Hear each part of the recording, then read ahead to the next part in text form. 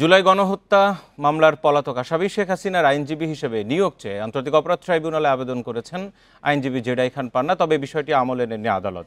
তার পক্ষে আবেদনটি আদালতে জমা দেন সাবেক সেনা কর্মকর্তা জিয়াউল হাসানের বোন আইনজীবী নাজনীন নাহার। জিয়াউল হাসান এখন একটি মামলায় গ্রেপ্তার রয়েছে। মঙ্গলবার দুপুর 12টায় জুলাই গণহত্যার দুটি মামলার সাক্ষ্য গ্রহণের পূর্বে আবেদনটি তুলে ধরেন আইনজীবী নাজনীন নাহার। জবাবে আদালত জানান, ইতিমধ্যে হাসিনার আইনজীবী হিসেবে আমির হোসেনকে নিয়োগ দেওয়া হয়েছে, এখন বিষয়টি অপ্রাসঙ্গিক। এরপর সাভারে আমিন হত্যা মামলায় 15 আসামি গ্রেফতার ও 7 জনকে আদালতে তোলা হয়। এই মামলার তদন্ত প্রতিবেদন জমা দেওয়ার জন্য আরও 1 মাস সময় চেয়েছে প্রসিকিউটর।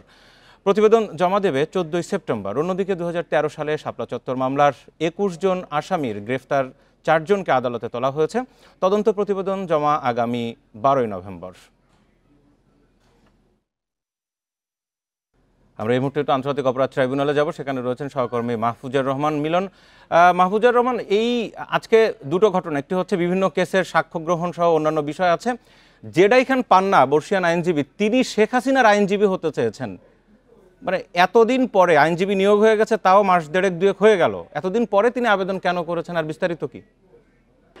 দেখুন, ঠিক এই বিষয়টি আজকে আদালতে তুলেছিলেন জেডাই খান পান্নার পক্ষে জিয়াউল আহসানের বোন সাবেক সেনা কর্মকর্তা, তার বোন নাজনীন নাহার, উনিও আইনজীবী। উনি আজকে আদালতে সেই আবেদনপত্রটি জমা দেন এবং তবে আদালত এই বিষয়টি পুরোপুরি অপ্রাসঙ্গিক বলে আর আমলে নেননি। আদালত বলেছেন যে অলরেডি শেখ হাসিনার আইনজীবী নিয়োগ দেওয়া হয়েছে এবং এতদিন পর নতুন করে আইনজীবী নিয়োগ দেওয়ার ব্যাপারটি এখন সম্পূর্ণ অপ্রাসঙ্গিক। তবে আইনজীবী নাজনীন নাহার বলেছিলেন যে জেডাই খান পান্না অন্তত যিনি আইনজীবী নিয়োগ হয়েছেন তাকে অ্যাসিস্ট করতে চান। তবে আদালত বিষয়টি ওইভাবে আমলে নেননি। এরপর আমরা আরও দেখেছি যে আজকে গুরুত্বপূর্ণ 3টি মামলার সাক্ষ্য গ্রহণ এখন পর্যন্ত চলছে। একটু পর হয়তো বা ব্রিফিং হবে এবং সেখানে প্রসিকিউটর গাজী তামিম এখানে ব্রিফিং করবেন। আমরা সরাসরি সেখানে চলে যাব এবং আমরা আরও আপডেটেড পাবো। তো এর মধ্যে আজকে আদালতে আরও যে 3টি মামলা নিয়ে সাক্ষ্য গ্রহণ চলছে, তার মধ্যে আরও আমরা কিছু তথ্য পেয়েছি। যেমন প্রথমটি হচ্ছে যে সাভারে সাভারে জুলাই আগস্টের যে ইয়ামিন হত্যা মামলার আসামি 15 জন রয়েছেন, তার মধ্যে 7 জনকে গ্রেপ্তার করা হয়েছে এবং তাদেরকে আদালতে তোলা হয়েছে। তবে প্রসিকিউটর আরও 1 মাস সময় বাড়ানোর জন্য আবেদন করেছেন আদালতের কাছে। আগামী একটা বিষয়, আজকে 3টের মধ্যে সবচেয়ে গুরুত্বপূর্ণ, চাংখারপুলে 5 আগস্ট ঠিক শেখ হাসিনা যখন গণভবন ছেড়ে যান, তার আগে পরে 6 জনকে হত্যা করা হয়েছে। ওইটা সাক্ষ্য গ্রহণ আজকে দ্বিতীয় দিন। আজ কারা সাক্ষী দিচ্ছেন বা দেবেন কিছু জানা গেছে? কালকে তো আনাসের বাবা দিয়েছিলেন।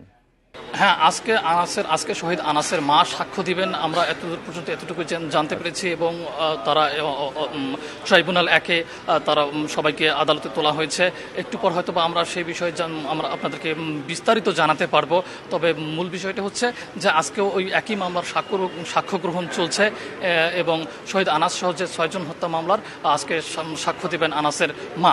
অন্যদিকে শাপলা চত্বরের 2013 সালে শাপলা চত্বরের যে গণহত্যা মামলার, সেখানে 21 জন আসামির মধ্যে গ্রেপ্তার 4 জনকে আজকে আদালতে তোলা হয়েছে। যেমন সাবেক স্বরাষ্ট্র প্রতিমন্ত্রী শামসুল হক টুকু এবং জিয়াউল হাসান, সাবেক সেনা কর্মকর্তা জিয়াউল হাসানকে আদালতে তোলা হয়েছে।